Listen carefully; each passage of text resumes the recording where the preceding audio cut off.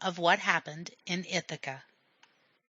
Now we must leave Ulysses in the island of Calypso and see what was going on at his home in Ithaca. You have already been told that before he went to Troy he had married a wife, Penelope by name, and had a son who was called Telemachus. When this son was still only a baby, Ulysses had to go to Troy with the other chiefs of the Greeks to fight with the Trojans. And now nearly 20 years had passed, and he had not come home, and no one knew what had become of him. What had happened to the other chiefs, everyone knew. Some had died during the siege, and others had perished on the way home, and the leader of them all had come back and been wickedly killed by his wife, and another had had to fly from his home and build a city in a distant country, and others had got back safely, sooner or later. But Ulysses was still absent, and, as has been said, no one knew where he was or whether he was alive or dead. But it seemed most likely that he was dead. It is no wonder, then, that many of the young men among the nobles of Ithaca and of the islands around about came and tried to persuade his wife Penelope to marry again. "It is of no use," they said, "for you to wait any longer for your husband. By this time he must be dead, and you ought to have someone to look after your property and your kingdom, for your son is too young to do this properly." Now Penelope believed in her heart that her husband was alive and that he would come back, but she knew that hardly anyone else believed it, and she felt very helpless. The people of Ithaca thought that she ought to marry again. They were very badly governed when there was no king. Even if the man whom she chose, for of course her husband would be king, was not very good, this would be better than to have a whole crowd of men coming day after day to the palace, eating and drinking and gambling, and wasting the king's goods. So she tried to gain time. She thought to herself, "If I can put off these people," suitors they were called, "for a while, perhaps my husband will come back in the meanwhile." So she said to them, "You know that my husband's father is an old man, and that it would be a great disgrace to me if he were to die and there were no proper grave clothes to bury him in, for you know that he has been a king and should be buried with honor. Let me weave a shroud for him, and when this is finished, then I will choose one from among you to be my husband." The suitors were glad to hear this, for they said to themselves, "This weaving cannot take a very long time, and when it is finished, then one of us at least will get what he wants." So they waited, but somehow the weaving was not finished. The truth was that the queen undid every night what she had done in the day. How long this would have gone on no one knows, but at last one of the women that waited on the queen told the secret to a friend of hers among the suitors. That night 3 or 4 of them were taken by the woman to the queen's own room and found her undoing what she had done in the day. So the queen could not put off the suitors any longer in this way. The shroud was finished, and she did not know what to do. Now there was one among the gods and goddesses who more than all the others cared for Ulysses. This was Athene, the goddess of wisdom, and she loved Ulysses because he was so wise. And Athene thought to herself, "Now there are 2 things to be done. We must bring Ulysses back to his home. He's been away for 20 years, and that is enough, and too much. And we must not let Telemachus, his son, sit still any longer and do nothing, as if he did not care at all what has happened to his father and whether he is alive or dead. It would be a bad thing if Ulysses were to come home and find out that Telemachus had never taken any pains to look for him or ask about him, for Telemachus is now a young man and able to think and act." And Athene, being wise, saw that this was the first thing to do, for nothing could be worse than that, for any reason, father and son should not be good friends. And the way in which she stirred up Telemachus was this. One day he sat among the suitors, who were feasting and playing draughts in his father's house. Every day did they come thither, and they made a sad waste of things which belonged to Ulysses. The sheep and oxen and swine were killed for their meat, and they drank the wines from his cellar, and Telemachus could do nothing, for he was but one against many.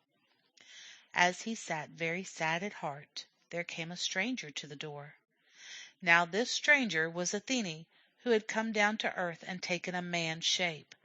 When Telemachus saw him, he got up from his place and brought him in, and commanded his servants to set food and drink before him. When he had ended his meal, Telemachus asked him his business.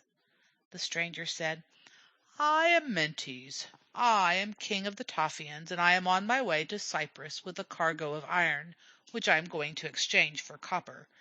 And I have come wishing to see your father, for I knew him and his father also. But now they tell me that he is not here. Something has hindered him from coming home, for I am sure that he is alive. But who are these? What are they doing here? Is this a wedding feast? A wise man would not like to see such doings in his house." And Telemachus answered, "Oh, sir, while my father was yet alive, this house was rich and prosperous. But now that he's gone, things go very ill with me. It had been far better if he had fallen in battle and fighting against the Trojans, but now the sea has swallowed him up. And these men are the princes of Ithaca and of the islands round about, and they come, they say, seeking my mother in marriage. She will neither say yes nor no to them. Meanwhile they sit and waste my substance." Then said Mentes, "It is indeed time that Ulysses should come back and put an end to such doings. But it is time also that you should do something for yourself. Now listen to me. First, call the people of Ithaca to an assembly. It is well to have the people on your side. Then bid the suitors depart, each man to his house. And if your mother be minded to take another husband, let her go back to her father's house, and let her own people make ready a wedding feast and other things such as a daughter should have. When these things are done, make ready a ship with 20 oars, and go inquire after your father. Perhaps some man may have seen him or heard of him. Perhaps the gods themselves will give you an answer if you ask them. First go to Pylos, where the old man Nestor lives. After that, go to Sparta and see King Menelaus, for he was the last of all the Greeks to get back to his home. And if you should find out that your father is dead, then raise a mound for him and give him such honors as are due to the dead. And if these suitors still trouble you, then devise some way of slaying them. It is time for you to behave yourself as a man."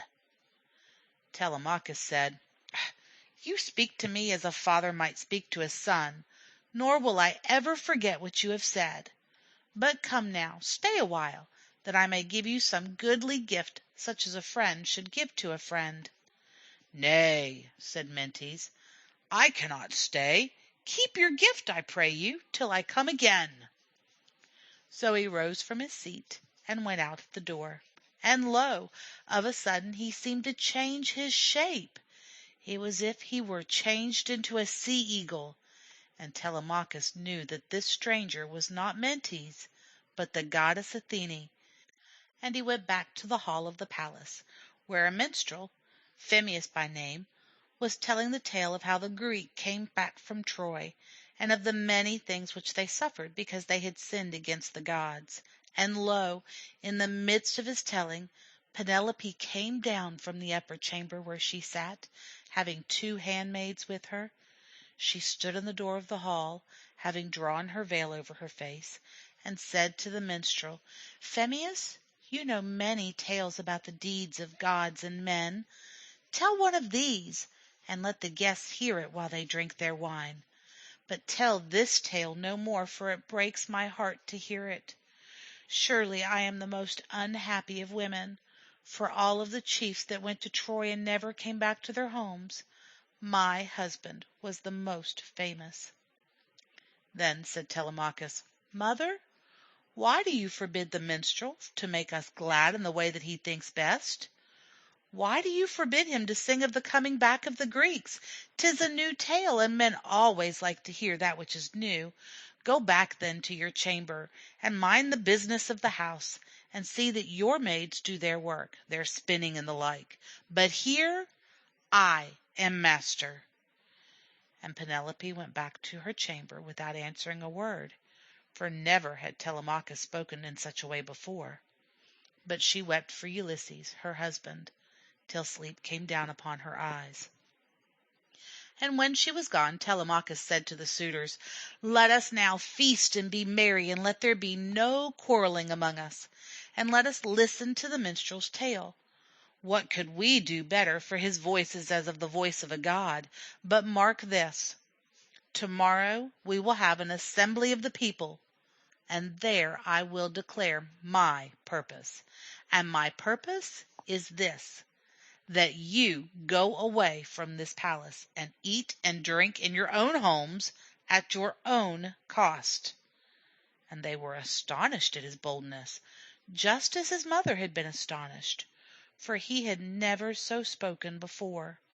And one of them, whose name was Antinous, said, "Surely it is some god that makes you speak so boldly. I hope that you will never be king here in Ithaca, though it is but right that you should have that which belonged to your father."